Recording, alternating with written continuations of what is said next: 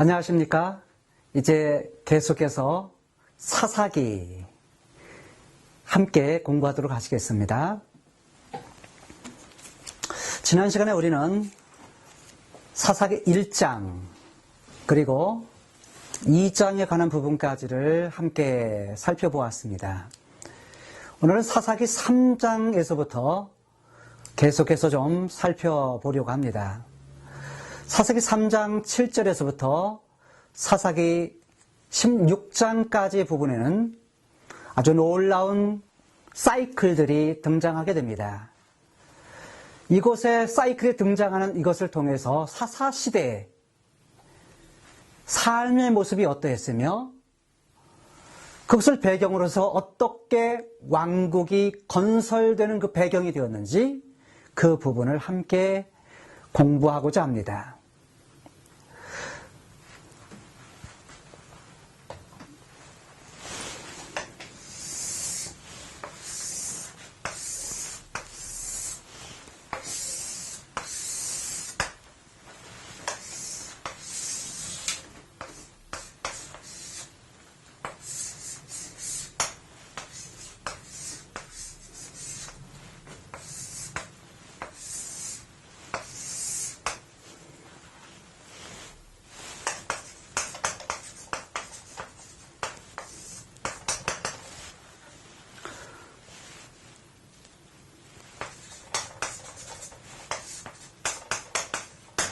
아브라함에게 주셨던 언약은 그 내용이 씨와 땅과 모든 족속이 복을 받게 될 것이라는 약속의 내용이었습니다. 그 약속의 내용을 따라서 창세기 15장 8절에서 18절의 약속처럼 8가지의 단계를 통해서 그 과정을 통해서 하나님께서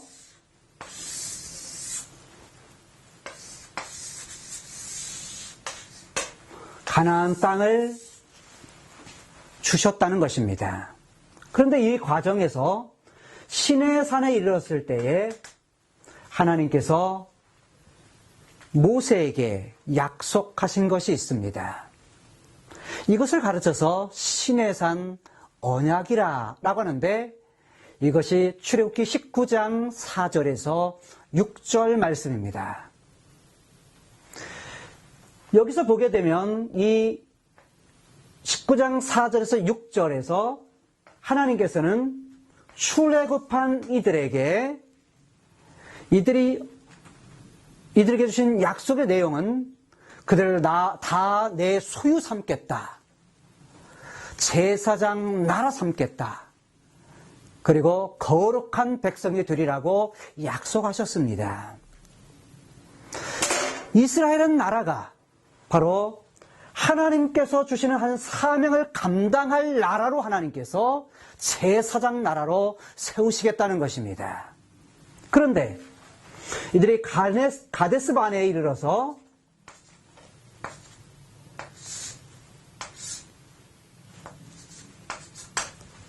이들에게 주어졌던 믿음 없는, 즉 하나님을 원망하고 불평했던 그것으로 말미암아 하나님이 주신 사명보다는 오히려 이들은 자기 육신적인 안위와 유익과 그리고 현재 눈앞에 있는 문제 때문에 하나님을 원망했던 것을 볼 수가 있습니다. 결국 그로 말미암아서 38년 동안 이들은 광야에서 그 목숨을 잃게 되고 맙니다. 사명을 잃어버린 이스라엘, 사명을 잃어버린 성도는 그야말로 그 결과가 비참할 수밖에 없는 것입니다. 오늘 사사기에서는 그 사명을 잃어버린 이스라엘 백성들의 어두운 모습을 볼 수가 있습니다. 이들이 가나안 땅에 들어가서 땅을 분배받고 하나님의 명령을 따라서 그들을 내어 쫓아야 됐음에도 불구하고 그러지 못했습니다. 여호수아가 죽은 후에 어떠했습니까? 그들은 하나님을 섬기는 것도 잃어버렸고 뿐만 아니라 하나님이 행하신 일도 알지 못하는 다른 세대가 일어났다고 우리는 이미 살펴보았습니다. 그런데 사사기 3장을 보게 되면 사사기 3장에서는 좀 더 내어 쫓지 못한 이들로 말미암아 이스라엘 백성들이 아주 큰 곤욕을 당하고 있는 것을 보게 됩니다. 그냥 볼 때는 곤욕스러운 모습이 아니라 오히려 가나안 지역에 있는 여러 족속과 섞여버리는 그런 상황이 발생하게 됩니다. 자, 사사기 3장을 한번 펼쳐보실까요? 사사기 3장 5절 말씀입니다. 5절, 6절 말씀을 보게 되면 이스라엘 자손은 마침내 가나안 사람과 헷 사람과 아모리 사람과 브리스 사람과 휘 사람과 여부스 사람 사이에 거하여 6절입니다. 그들의 딸들을 취하여 아내를 삼으며 자기 딸들을 그들의 아들에게 주며 또 그들의 신들을 섬겼더라 라고 말씀하고 있습니다. 여기 보게 되면 이들이 가나안 지역에 살면서 가나안 사람들과 함께 삽니다. 근데 거기에서 멈추어지는 것이 아닙니다. 그들의 딸을 자기 아내로 삼습니다. 자기 아들을 갖다가 그들의 사이로 줍니다. 이런 일들이 발생하면서 가나안 사람들과 이스라엘은 섞여버리게 됩니다. 섞여버리는 그러한 민족, 결국 이들은 하나님께서 주신 사명은 망각한 채 제사장 나라의 그러한 사명은 망각해버립니다. 천국 백성으로서 가나안 땅에서 하나님 나라를 세워야 될 이들, 그런데 그것을 잊어버리고 맙니다. 근데 거기서 멈추는 것이 아니라 가나안 사람들이 섬겼던 그 신들을 이 이스라엘 사람들이 똑같이 섬겼다는 것입니다.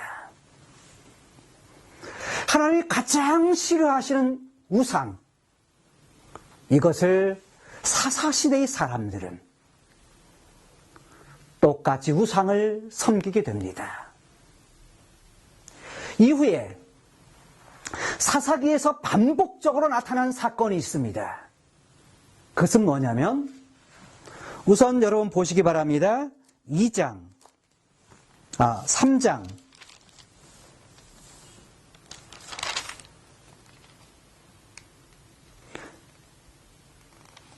3장 전장인 2장 한번 보시기 바랍니다. 2장 11절. 이스라엘 자손이 여호와의 목전에서 악을 행하여. 먼저 이스라엘 백성들이 뭘 했다고 말합니까? 악을 행했다라고 말합니다. 악. 그럼 그 악의 내용이 무엇입니까?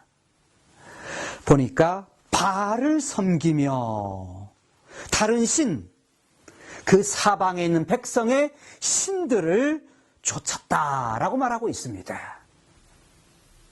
이스라엘 백성들이 행했던 죄는 가나안 땅에 있는 신들을 섬긴 것입니다. 곧 우상을 숭배한 거죠. 근데 여기서 멈추지 아니하고 그랬을 때에 하나님께서는 심판하십니다.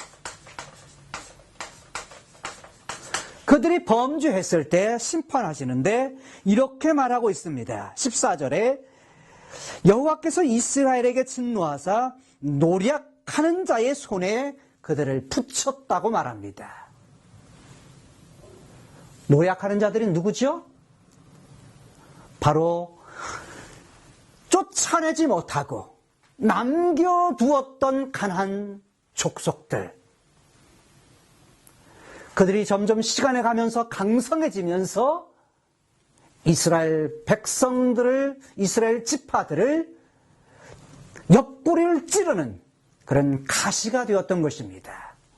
하나님께서는 범죄한 이스라엘을 심판하시는 도구로 이들을 사용하시는 것을 볼 수가 있습니다. 그러자 이들은 어떻게 합니까? 이스라엘 백성들은 심판을 당하고 하나님께서 매를 치시자 이들이 부르짖는 것을 볼 수가 있습니다.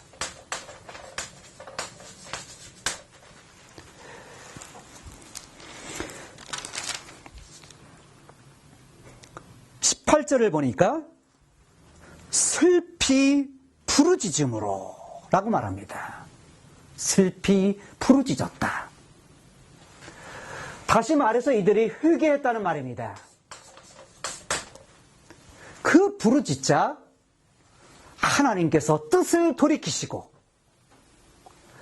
한 구원자를 보내십니다.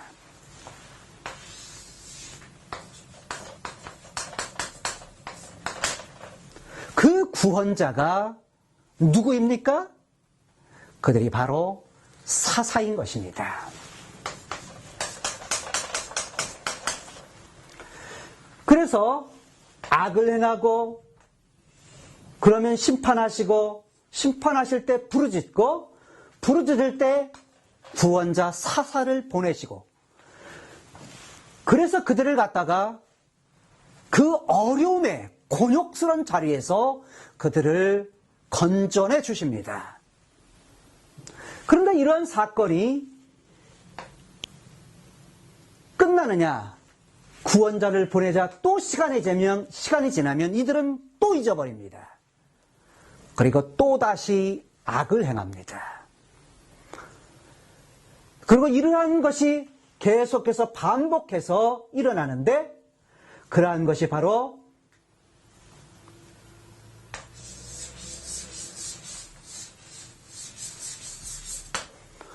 일곱 번, 하나, 둘, 셋, 넷, 다섯, 여섯, 일곱 번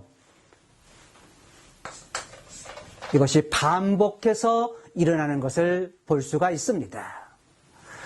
사사기 2장부터 16장까지 사사시대의 그 역사, 사사들의 역사를 보게 되면 바로 범죄와 심판과 부르짐, 회개와 구원자 사사를 보내는 이런 사건이 7번 반복해서 나오고 있습니다.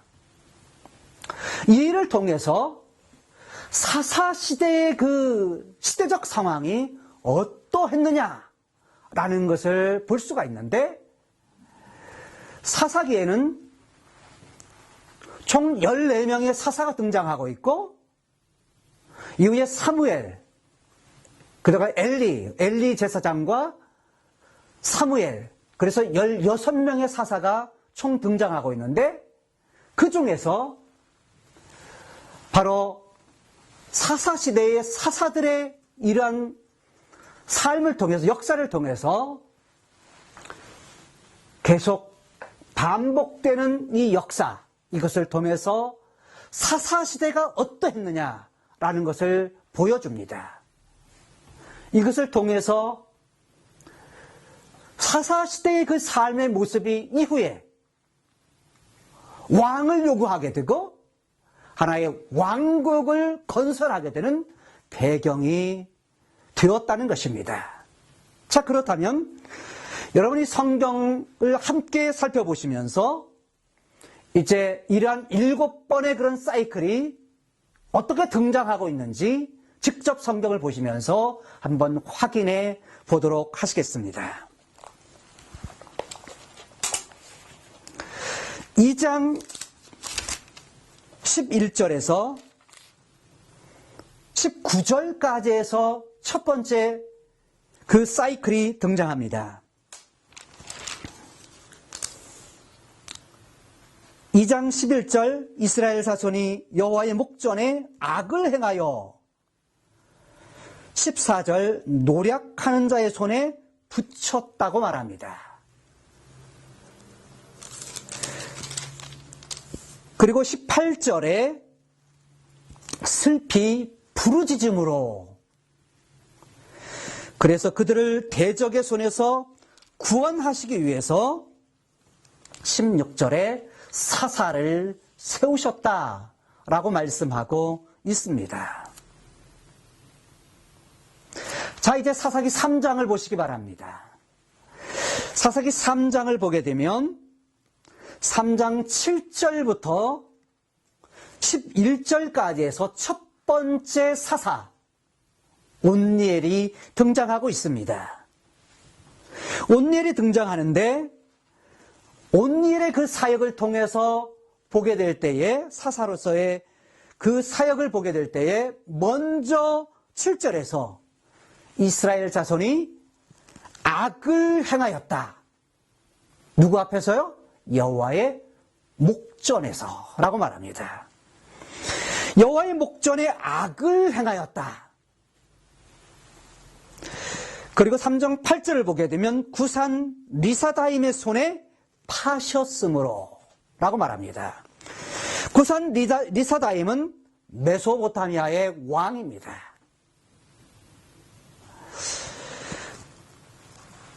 그래서 이들은 8년 동안 그들을 섬겼는데 그러자 9절에 이스라엘 자손이 너무 힘이 드니까 하나님께 부르짖습니다. 부르짖자 구원자를 보내시는데 바로 구원자를 보내셔서 그들을 구원하셨는데 그렇게 세워진 것이 바로 첫 번째 사사인 온니엘이라고 말합니다. 그리고 나서 그들에게 40년 동안의 태평 세월이 진행됩니다. 3장 12절 여기에 보이는 세 번째 사이클이 등장합니다. 3장 12절 이스라엘 자손이 또 여호와의 목전에 악을 행하니라. 여기 보게 되면 악을 행했다고 말하고 있습니다. 악을 행함으로 어떻게 했다고요? 하나님께서 모압 왕 에글론을 사용하십니다. 에글론을 통해서 그들을 대적하게 했다고 12절, 13절에서 말씀합니다. 그래서 18년 동안 그들이 이스라엘 백성들이 바로 모압 왕을 섬깁니다. 너무 힘들고 고통스러우니까 이들이 다시 한번 이스라엘 자손이 여호와께 부르짖습니다. 그것이 15절 말씀입니다. 그러자 하나님께서 한 구원자를 세우셨는데 16절에서 왼손잡이 사사 예훗을 섬깁니다. 예훗을 세우십니다. 그가 바로 두 번째 사사입니다. 자, 그 다음 네 번째 사이클을 우리가 살펴보시겠습니다. 3장 31절에는 세 번째 사사인 삼갈이 등장하고 4장을 보게 되면 4장 1절부터 보게 되면 네 번째 사사인 드보라가 등장합니다. 여기에도 또 하나의 사이클이 등장하고 있는데 여기 보게 되면 4장 1절 이스라엘 자손이 또 여호와의 목전에 악을 행하였다고 말합니다. 2절에 가나안 왕 야빈의 손에 그들을 파셨다고 말합니다. 그리고 나서 3절에 이스라엘 자손들이 여호와께 부르짖었다고 말합니다. 그러자 한 사사 여선지자 드보라를 사사로 세우십니다. 그래서 그들을 구원하시는 것을 볼 수가 있습니다. 5장에서는 드보라의 노래가 등장하고 있고, 그리고 6장에서 기드온이 등장합니다. 기드온이 등장하는데 6장에 또 한 번 바로 사사기에 사이클 하나가 또 등장하고 있습니다. 여러분, 이것이 몇 번째 사이클인지 아세요? 이것이 5번째 사이클입니다. 5번째 사이클에서는 여호와의 목전에 악을 행하였다고 말합니다.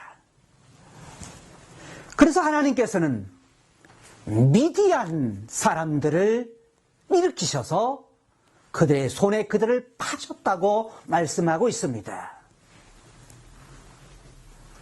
그러자 그들이 6절에서 여호와께 부르짖었다고 말합니다. 부르짖자 하나님께서 이제 11절에서 요아스의 아들 기드온을 사사로 세우시고 그들을 구원하십니다. 여기서도 이렇게 반복되어지는 것은 바로 사사기의 역사 속에서 등장하는 사이클이 계속 반복해서 나타나는 걸 볼 수가 있습니다. 그리고서 8장에서는 아비멜렉이 등장하고 9장에서는 아비멜렉이 반역하는 사건이 등장하고, 그리고 나서 10장에서 6번째 사사인 돌라와 야일이 일어나서 그들을 하나님께서 사사로 세우십니다. 10장 6절에 보게 되면 이곳에서 또 하나의 사사가 등장합니다. 그런데 여기에서도 여전히 또 하나의 사이클이 등장하는 것을 볼 수가 있습니다. 7번째 사이클입니다. 6절, 이스라엘 자손이 다시 여호와의 목전에 악을 행하였다고 말합니다. 7절에 암몬 자손의 손에 그들을 파셨다고 말합니다. 10절에 보니까 이스라엘 자손이 여호와께 부르짖었다고 말합니다. 그러자 하나님께서는 입다를 세우십니다. 이것이 6번째 사이클입니다.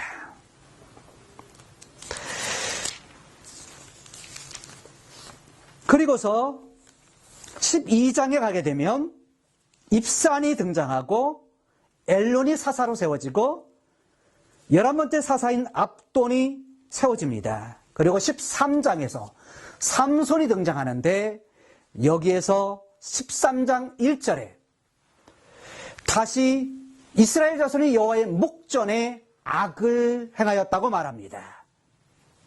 그래서 하나님께서 블레셋 사람, 이런 사람들의 손에 그들을 붙였다고 말합니다. 그런데 8절에 보니까 여호와께 기도합니다. 그렇게 해서 세워진 사사가 바로 삼손입니다. 삼손에 대한 이야기는 16장까지 나타나는데 16장 28절에 삼손이 여호와께 부르짖음에 라고 말하고 삼손이 이스라엘 사사로 20년을 지내었다 라고 말하고 있습니다. 그래서 16장까지 사사기에 4가지의 사건이 반복적으로 등장함을 통해서 사사시대가 얼마나 하나님을 떠난 그러한 세대였는지를 보여주고, 이것을 통해서 왕국의 건설을 바라보는 그러한 배경이 되었다는 것을 우리는 살펴보았습니다. 수고하셨습니다. 다음 시간에 뵙겠습니다.